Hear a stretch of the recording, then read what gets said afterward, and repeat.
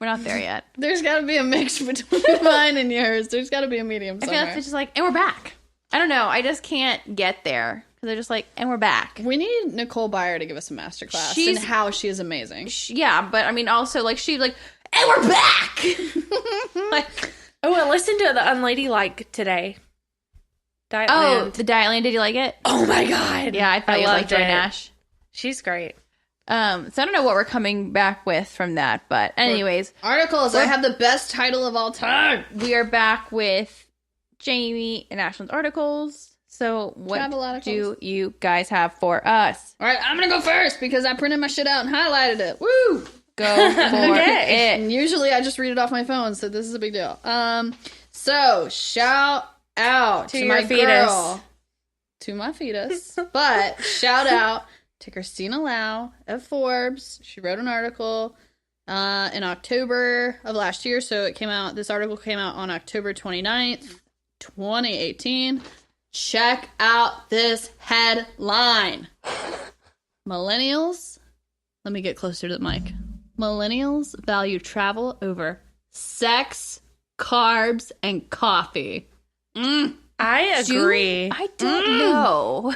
But the headline, though. It is a great headline, but I value that's a all catchy of those things. thing. I do, and so do these people, but they value travel. Is it the more. whole thing about how millennials are into like putting their money or whatever towards experiences over things? Is that like what that feeds into? Like Some of it. Yeah. I'm going to come Some back of it. with that at you go travel to these places, then you get all of that. Oh. Hold, please. That is also available. All right, so let's dig in. So let's think about this. It is a banging headline. One more time for the kids in the back.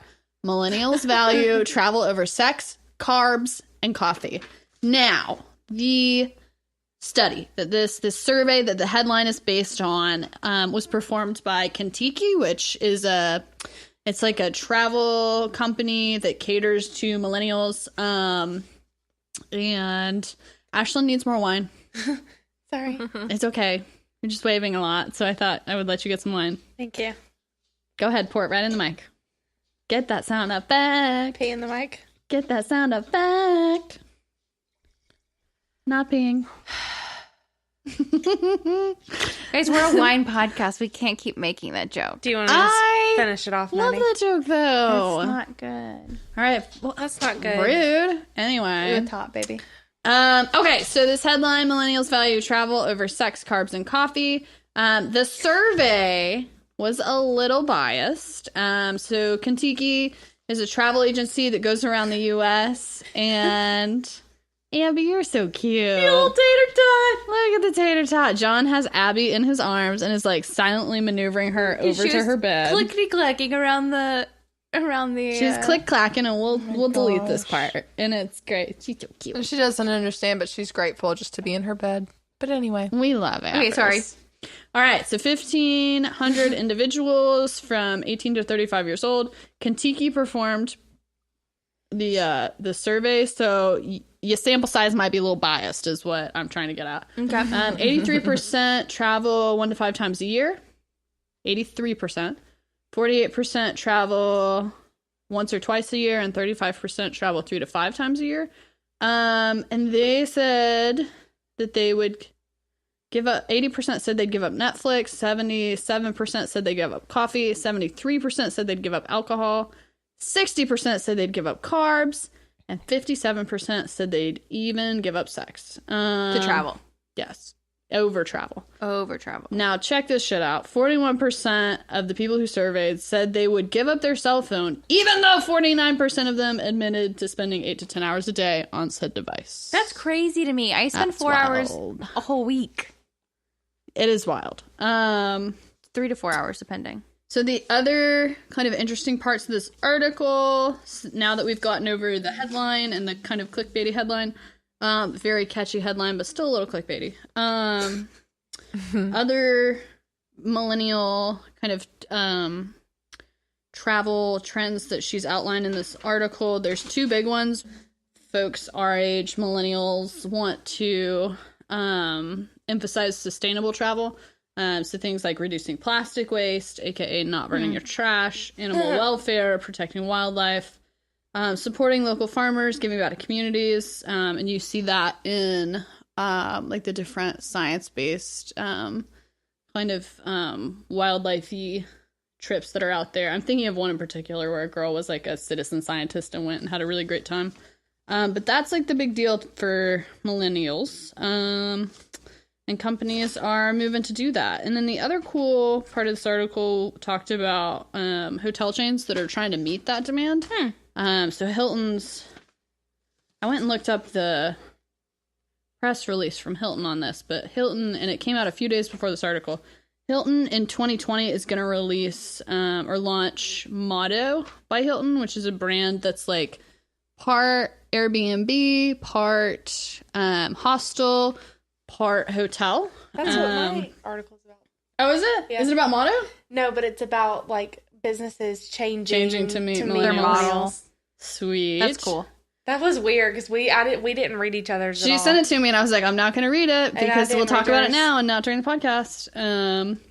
But yeah, so Motto is a Hilton brand that's going to be opening in 2020. The first the first property, I guess. The first location is in Marylebone, London, which is let's go. Yeah, it's like right in the middle of London where you want to be. Some really cool stuff. They offer essentially like hybrid rooms where you can select queens, you can select bunk beds, you can select Murphy beds to fit the number of people you have. And probably what you're willing to spend, I would guess. Yeah. And it doesn't have to be like a group. Like you can get single rooms, you can get accommodations for a group. It's like an upscale hostel. No, it really is because there's like it's like built around a bar or a restaurant, and then it's got like little snackies that you can grab. But I thought it was cool because in this article she wrote that they have a mobile app, and the app you can check in. I went and looked at the press release. The app you can check in and out, but for my babies that love home automation, each room has a connected TV, the lights are connected, they're smart lights, and they have a Nest, so you can control the thermostat. So I thought that was super duper. But yeah, I think that's a super cool brand. I love that Hilton's trying to like meet people where they are. Yeah, and with the times. Yeah. But also I think what's cool about that, because I think there are probably people who, and you guys probably are those people who were those people who would be like, let's go to London and spend $50 a night and like, or $50 a day and like, basically just like cheap and get the experiences. I was not like that, nor am I like that now. I want to be comfortable. I used to be like that, and I'm not that way anymore. Well, that's what I'm saying. I've never been that person. I'm even the person now that like I will hotel over an Airbnb. Well, I'm still down to be cool and backpacking. My husband's also an older millennial, so he's like, baby, I'm not going to a hostel. I'm not doing that. So. I love it. I like an Airbnb over hotel a lot of times because you get to be more in like with where the downtown, or like more in the. I like an Airbnb because you get to be more in the culture.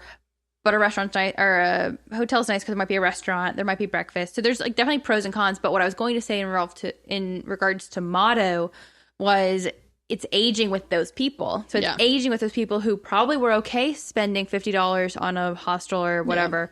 But it's got a co-working space too. I think a lot of the spots are going to have co-working. So it is professionals who've grown up now. They were literally college, grown up. Yeah. And so it's definitely aging with that, which we've discussed. Which I won't go into right now, but we've discussed that. That's what my article talks about. It's millennials trying to find places that integrate you into the culture, but also have like co-working type spaces. Sweet. There's real quick before you get into that. There was something when Jamie was talking. I remember this thing that my friend Vanessa had said to me in regards to people who travel, like for people who say traveling is their hobby. It's a privilege to be able to say traveling is your hobby. Yeah. Because it's like, traveling is probably everybody's hobby, but not everybody can afford to travel. So like people might still love it, might love to do it, but just because it is kind of a pretentious thing to say. Yeah, like you might have kids, you might just have other things that take up that money.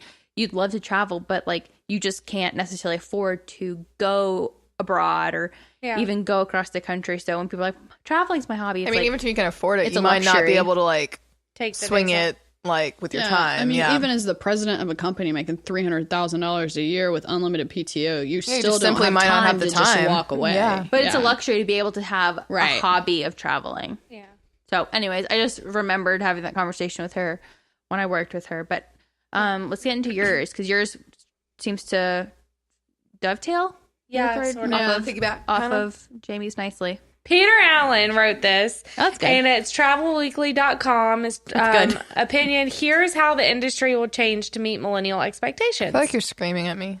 Woo, woo, woo. That's just because she's using her assertive voice. I am. But it works. It says there's no question that the growth of the sharing economy and millennial traveler expectations are disrupting exciting norms. So basically, this whole article is talking about how businesses are businesses as in places to stay, are customizing their accommodations for local experiences. So it means if, say, I wanted to go stay in Barcelona and I wanted to stay at the Hilton or something, they would have more of a, what was that place called? Motto? Yeah, they would have that place. And I could go there and stay, but Opening in 2020. and it wouldn't be so much like it wouldn't be like an Airbnb, but it wouldn't be like a hotel, but it wouldn't be like a hostel. Like you would still have be the an option. Amalgamation of them all. Yeah, and so That word, sexy. and like this says, interestingly, we see hostels responding to the growth of this new sector by providing more of these features. So, and I saw this when I was in Galway. Actually, we stayed in a hostel that was very much like a hotel. It wasn't really like a hostel. Mm-hmm. And they had all these special deals on trips that you could buy there. So it was like $30 and you can go see Connemara, $30, and you can that's nice. go on this pub tour and do all these things. And so that's what this is saying. It says that we're also seeing a growing demand for experienced travel, such as niche-oriented services that connect locals and visitors through sports games, outings, craftings, etc. Like it's giving you options to go do stuff. That's cool. So it's excursions as well as as well as lodging. Right. It's getting you integrated into the local community. That's really cool. And do they discuss any specific country this is happening, or? No, they just say around. I mean, they did specifically talk about Asia. Okay. Like places in Asia are doing that. So I think that's really cool. I think it's really cool that they spoken here about by leisure travelers, who are people going on work travel, But like scheduling extended. in leisure time. Yes, so smart. they're going to work, but they're also going to play, kind of thing. So I thought that was cool. That is It was like people that go on business trips but stay a couple days longer. yeah. I've also read that millennials, I read a headline, I should have brought it, but I didn't. I read a headline that said millennials are one of the generations, right? I mean, maybe because it's of age range, but it was like millennials are down to take a business trip, and here's why. Yes. It wasn't as clickbaity as that, but it was like millennials want business trips. Yeah, so actually, I started a new job today. For those of you who don't know, I'm a digital producer now at a news station.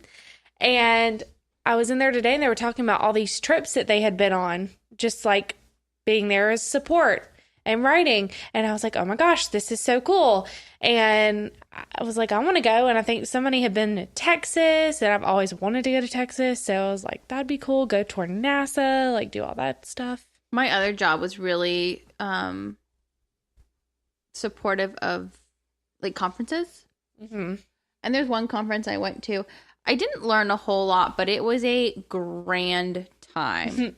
I mean, you're not supposed to learn a whole lot at conferences. I had legit. I've had some where I've learned tons. I had a boss that I was like, okay, I'm going to go to this travel show, and I'm going to go to this seminar and that seminar and that seminar, and is there anything else that you want me to bring back? And he just looked at me and he was like, girl, I just want you to go and have a good time. Like, See, it was the first one I'd gone to where I didn't learn things, and that's what was weird to me.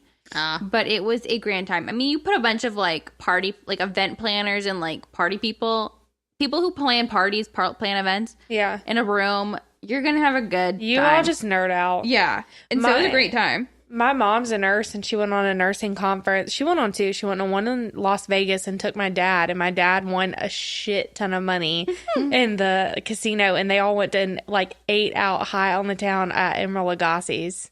restaurant. Will has Ooh, a friend his that will restaurants are do good. roulette, and he will put 50 on black. He'll put his original 50 in his pocket. I think that's the way he does it. And then